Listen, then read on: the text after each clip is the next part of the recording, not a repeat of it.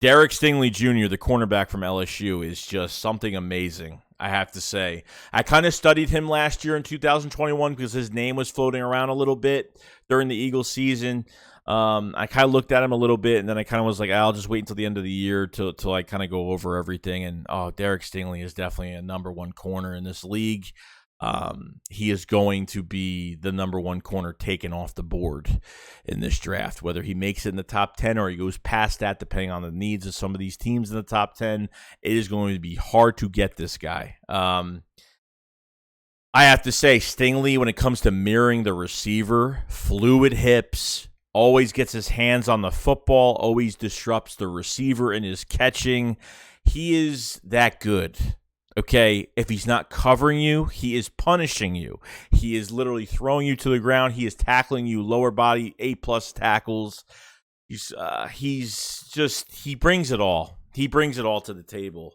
I see the big difference. Like he's 6'1", 195 pounds. You take him and you kind of put him against Ahmad Sauce Gardner. Gardner runs a 4.6. Okay, his backtrack speed is really bad. He's very handsy, okay, and physical. There's a way to be physical and there's a way to be stupid when you're being physical as a cornerback, because half of these guys in college that are cornerbacks that look really good end up getting a lot of penalties in the NFL. Like a lot of corners are grabby. What corners don't grab? There's some of them that do grab just a little bit, but it's really politics at the end of the day if it's a penalty or not during these crucial games in the NFL.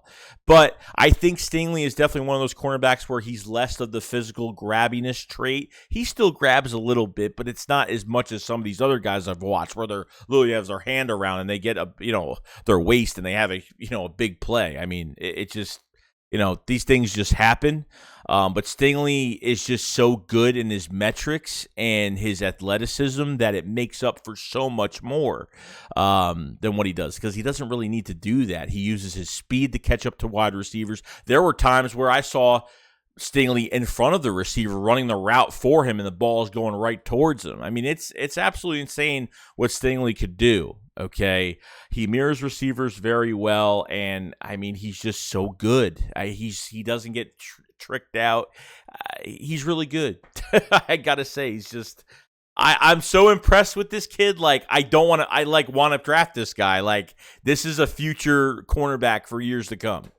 And I'm so upset because we always pass up on cornerbacks like this. And if we're not going to draft a linebacker, draft a cornerback. I mean, at this point, you might as well. If you're not going to go after a Devin Lloyd, Nakobe Dean, I don't care at this point. Draft one of these guys. If he makes it out of the top 10, you got to draft him. If you want to move up, within the top 10, maybe 7 to 10 to see if he's there at that time, you have to make a move for him, because I am telling you right now, Big Play Slay is only here for so long, and how long he's going to play at a high level, we don't know. He's still here for another few years on his contract. Wouldn't it be nice to just let Big Play Slay mentor this kid?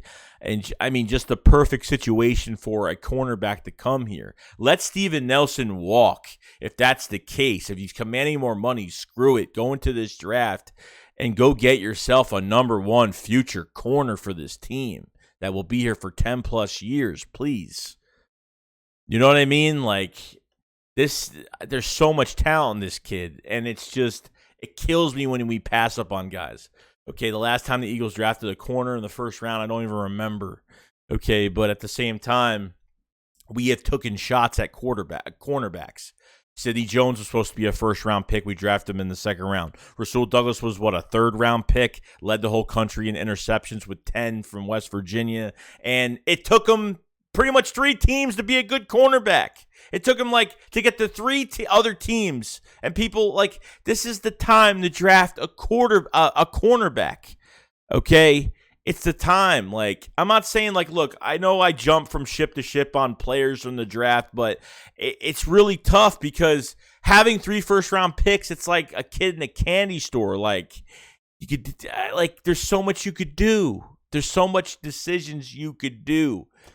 It's just crazy. So depending if Steven Nelson walks, which I don't want to pay him double his salary. I don't want to pay him double what he was making. I only want to pay him $8, $9, $10 million for 1 year next year. To me, it makes no sense. Get younger, draft a corner for the first time in years. Draft a corner and grow this kid into a promising star in the NFL. That's what I want. That's what I'm begging for. I'm begging for the Eagles. If you're not going to take a linebacker, take a damn cornerback. Please. I'm begging you. Okay? Derek Stingley has got so much talent, and it gets me emotional because like I so want like this to work out so badly with this draft. Like I swear, like this draft is I'm going to have a heart attack on draft day. I'm going to be nervous all day. It's going to be a mess. So I just want to talk about that really quick and rant a little bit. But let me know what you guys think about Derek Stingley. Really. You can't pass him up. You really can't. Like I said, you ain't drafting a linebacker. You take a shot. Take a shot on this kid. I feel good about it. It's not like one of those, I don't know. No. And look, I've heard about like other injuries. Like, I don't know if I mentioned this earlier in the video. I probably forgot. But, I had the foot injury, obviously. And then apparently there's been other injuries with him. So I'm not really sure. But, we'll see. We'll see. Let me know in the comment section what you guys think. I'll see you guys later. SHAKESQUAD, follows live. Peace out, guys. Peace.